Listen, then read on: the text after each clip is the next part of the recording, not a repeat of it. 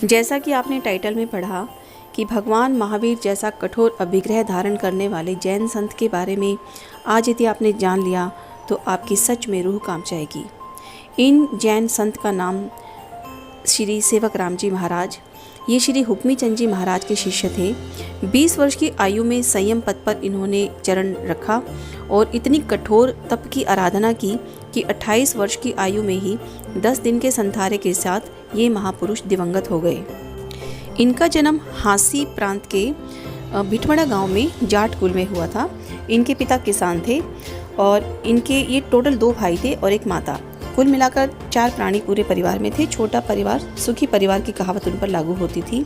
खैर, हम इनके सांसारिक जीवन के बारे में ज़्यादा बातें नहीं करेंगे, बहुत ही शॉर्टकट में सांसारिक जीवन की बातें करते हुए आगे चलते हैं।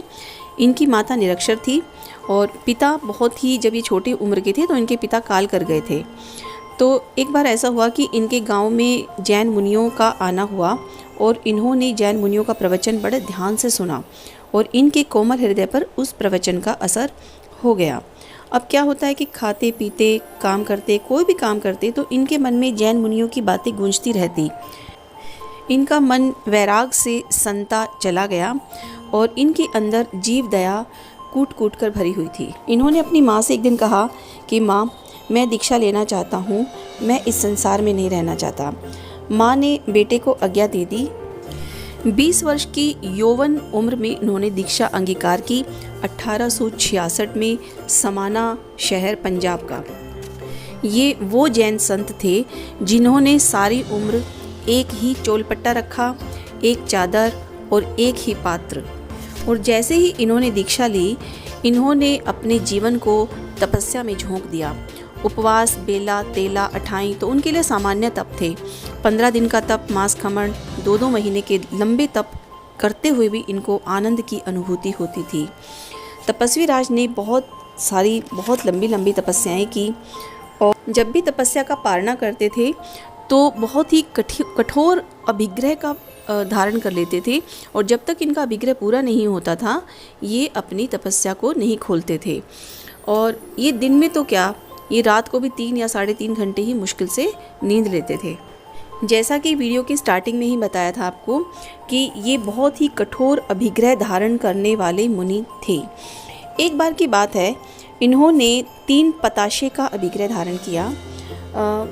गुरुदेव की तपस्या चल रही थी तो इन्होंने अभिग्रह धारण किया। अपने मन में ही संकल्प किया कि नानी की गोद में 3 साल का बच्चा हो, उसके हाथ में 3 पताशे हों और वो बच्चा भावना से मुझे पताशे बहराए तो ही मैं पालना करूँगा, नहीं तो मैं तपस्या में ही रहूँगा। और इस अभिग्रह को अपने मन में रखते हुए तपस्वी जी का तप चलता रहा और विहार यात्रा भी चलती रही। चलते चलते एक दिन नरवाणा के निकट किसी गांव में पधारे और उनकी नज़र एक वृद्ध स्त्री पर पड़ी जिसकी गोद में एक छोटा बच्चा था। बच्चे के हाथ में 3 पताशे थे। बच्चे ने मुनि को देखा तो मुनि को देने के लिए पताशे उसने आगे कर दिए। तपस्वी जी ने उस वृद्धा औरत से पूछा, बहन, ये बच्चा तुम्हारा क्या लगता है? वृद्धा ने कहा, महाराज, ये मेरा नाती है, ये आपको पताशे देना चाहता है, आप इससे पताशे ले लो। और मुनिवर का तो अभिग्रह पूर्ण हो रहा था। उन्होंने झोली में से पात्र निकाला और बच्चे के आगे कर दिया। बच्चे ने 3 पताशे पात्र में डाल दिए। इस तरह से गुरुदेव का अभिग्रह पूरा हुआ। देखिए कितना कठिन अभिग्रह। और दूसरा अभिग्रह मैं आपको बताती हूँ कि एक बार गुरुदेव ने संकल्प किया कि अगर मुझे कोई सांड गुड़ बहराएगा तो ही मैं पालना करूँगा और नहीं तो मैं आहार नहीं करूँगा। ऐसे संकल्प करते करते उनकी तपस्या गतिमान रही। समय बीतने लगा और उनका शरीर बिल्कुल कृष्ण जैसा हो गया, यानी बिल्कुल बहुत ही सूख गए, वो शरीर से कमज़ोर हो गए। लेकिन उन्होंने अपना व्रत नहीं खोला।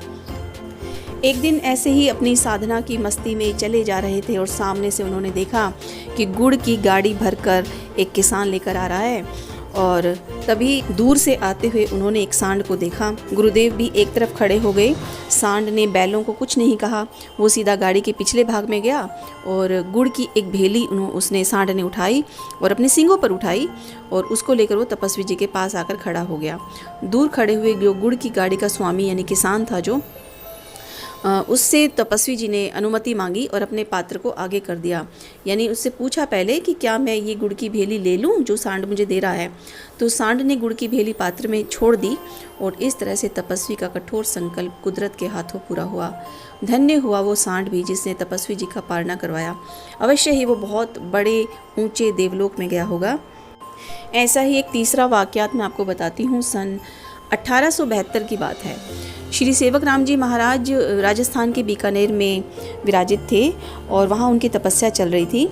तो उन्होंने उस समय एक अभिग्रह धारण किया कि यदि कोई देवता महाविद्य क्षेत्र में विराजमान सिमंदर स्वामी से ये पूछकर बताए कि आचार्य श्री अमर सिंह जी महाराज, हुक्मी चंद जी महाराज और मेरे कुल कितने भव बाकी हैं, यानी कितने जन्म बाकी हैं, तो ही मैं आहार ग्रहण करूँगा, नहीं तो फिर मेरा तप जीवन भर चलता रहेगा।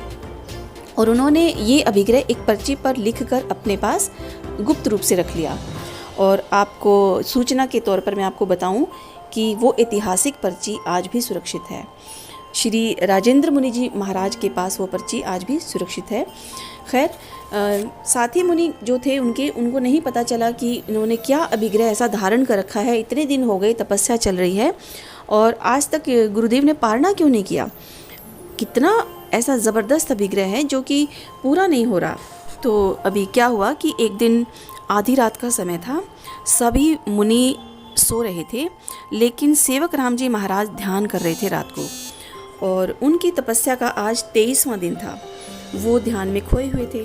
तभी अचानक क्या हुआ कि उनके कक्ष में तेज प्रकाश होने लगा और दिव्य रूपधारी एक पुरुष प्रकट हुआ और उसने वंदना की गुरु को और उनसे निवेदन किया, तपस्वी जी महाराज, मैं महाविद्य क्षेत्र से तीर्थंकर प्रभु श्री सिमंदर स्वामी का संदेश आपके लिए लेकर आया हूँ। मैं उनसे आपका जो अभिग्रह वाला जो प्रश्न है मैं उसका उत्तर में जानकर आया हूँ। और उन्होंने मुझे बताया है कि अमर सिंह जी महाराज के 3 भव, आपके गुरुदेव श्री हुक्मी चंद जी महाराज के 7 भव और आपके 5 भव बाकी हैं। तो आपका अभिग्रह पूरा हो गया है, तो कृपया आप कल पारणा कर लीजिए। तो तपस्वी जी ने कहा, हे देव, बात तो सही है, मेरा अभिग्रह तो पूरा हो गया है, लेकिन प्रामाणिकता भी कोई चीज़ होती है। प्रामाणिकता के तौर पर आप एक काम करें। बीकानेर शहर का एक श्रावक है, बहुत ही शास्त्रों का वो ज्ञाता है। आप उस श्रावक के पास जाकर उसको ये बात बताएं और वो सुबह आकर मुझे अपना ये बताए, स्वप्न बताए कि मुझे देवता ने ये बात कही है और वो मुझे आहार के लिए विनती करे, तो ही मैं जाऊंगा और नहीं मैं अपनी तपस्या का मैं पालना करूंगा, क्योंकि प्रामाणिकता बहुत ज़रूरी है। तो देवता ने कहा, ठीक है, मैं ऐसा ही करूंगा। तो उस देवता ने उस श्रावक के स्वप्न में जाकर वो सारी बात कही जो गुरुदेव ने उनको कहा था। तो सुबह होते ही वो श्रावक आया और उसने गुरुदेव को बताया कि गुरुदेव, मैंने स्वप्न में आज ये देखा कि आपके इतने भव बाकी हैं, आपके गुरुदेव के इतने भव बाकी हैं और अमर सिंह जी महाराज के इतने भव बाकी हैं, ये सब मुझे देवता ने बताया। तो ऐसा जब उसने बताया तो गुरुदेव ने वो पर्ची निकालकर समाज के सामने रख दी और उस श्रावक ने गुरुदेव से विनती की कि गुरुदेव, आप कृपया करके पारणे की कृपा करें। और सभी पढ़कर उस पर्ची को नतमस्तक हो गए और उस श्रावक का नाम था कर्णीदान, श्री कर्णीदान। कितना धन्य श्रावक रहा होगा वो। और उसने, कहते हैं कि उसने उसी समय दीक्षा की भी प्रार्थना की कि मैं अब संसार में नहीं रहना चाहता और मैंने आपकी करनी से, आपकी उत्तम करनी से कर्णीदान ने देख लिया कि साधना ही है, संसार तो असार है, साधना ही सार है। तो तपस्वी जी ने अपने 23 दिन के तप का पालना किया और सेठ कर्णीदान जी ने अपने सुख साधनों को ठोकर मारकर संयम अंगीकार कर लिया। और ये थे श्री सेवक राम जी महाराज के 3 कठोर से भी कठोर अभिग्रह, जो कि सुनने में ही इतने इम्पॉसिबल से लगते हैं कि कैसा हो सकता है कि इतने भारी कलयुग में कोई संत इतने कठोर अभिग्रह का पालन करे। और श्री सेवक राम जी महाराज को एक बार दाह ज्वर ने घेर लिया और उनको कई दिन हो गए थे बुखार में। तो एक बार फिर उन्होंने अपने गुरु को बोला कि मैं वैसे भी ये देह है जो संसार से छूटने ही वाली है, क्यों ना मैं जो नाम मात्र का सार इसमें बचा है मैं उसको भी निकाल लूँ। और उन्होंने अपने गुरुदेवों से विनती की कि गुरुदेव, आपने मुझको संयम दिया, त्याग में मुझे सहयोग दिया, मैं आपका ऋणी रहूँगा।